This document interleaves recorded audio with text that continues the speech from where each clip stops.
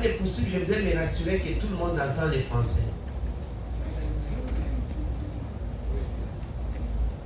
We didn't provide translation. I want just to make sure that everybody here can hear me in French, please. For those who can't hear me in French, you can just let me know so I can give someone to help you for the translation. Qui parle anglais, qui n'entend pas le français?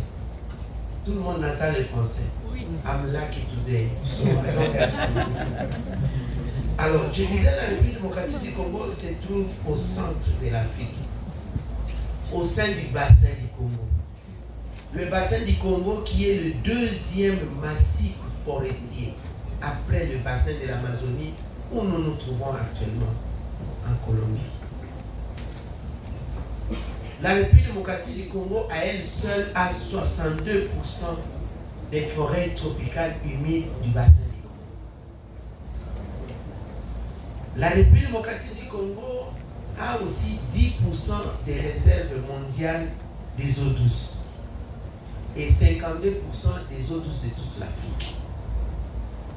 À côté des forêts tropicales humides, nous avons d'autres qualités de forêts aussi importantes que les tropicales humides. D'abord, les forêts des Nyongo. Ce sont des espèces de forêts, des arbustes clairsemés, mais qui jouent aussi un très grand rôle dans la séquestration des CO2 et qui contiennent aussi énormément de la biodiversité. Et ces forêts, nous les partageons avec les pays de l'Afrique australe. Il y en a 11 pays d'Afrique australe. Là encore, la RDC a plus de 50%.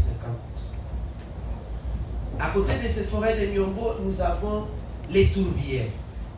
Alors les tourbières, cette manne qui venait d'être découverte récemment, nous les partageons, les tourbières, avec la République sœur du Congo, le Congo-Brazzaville, où nous avons 70% et le Congo-Brazzaville à 30%.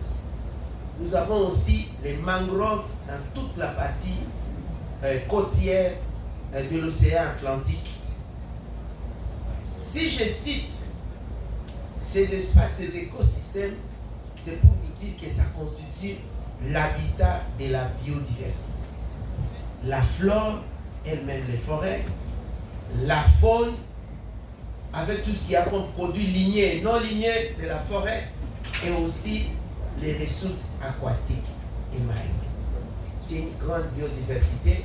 C'est ce qui a fait que dans les statistiques mondiales, la République démocratique du Congo soit classée 5e de par sa biodiversité. Il y a énormément de pays dans le monde, mais nous sommes classés 5e. Du moins de ces côtés-là, nous pouvons nous exprimer heureux d'être riches.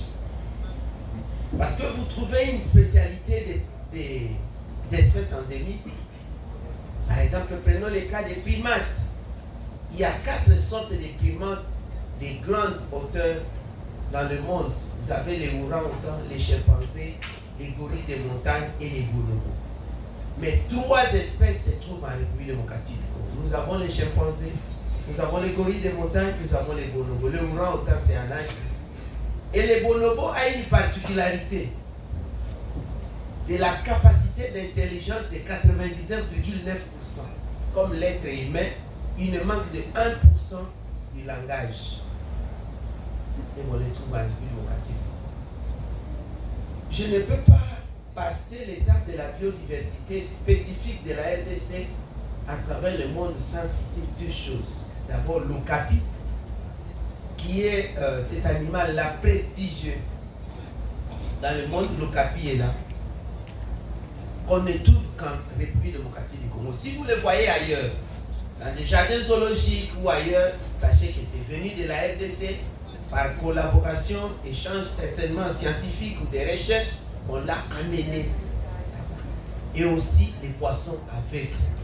Ce sont des espèces de poissons qu'on trouve dans les grottes de l'ouest de la RDC, en Banzangungu.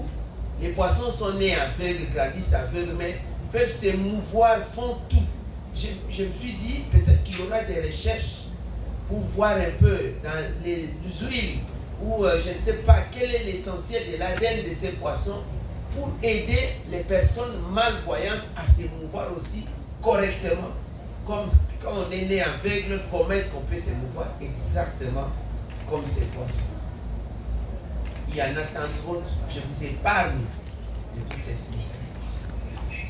Au vu de tous ces potentiels environnementaux qui constituent entre autres la réponse naturelle demandée par les scientifiques qui nous ont alertés du danger du réchauffement de la planète, ils disent qu'il faut des réponses naturelles. Et la RDC qui renferme ces réponses naturelles au travers de ces forêts qui absorbent les séquestrations, tout ce qu'il y a comme écosystème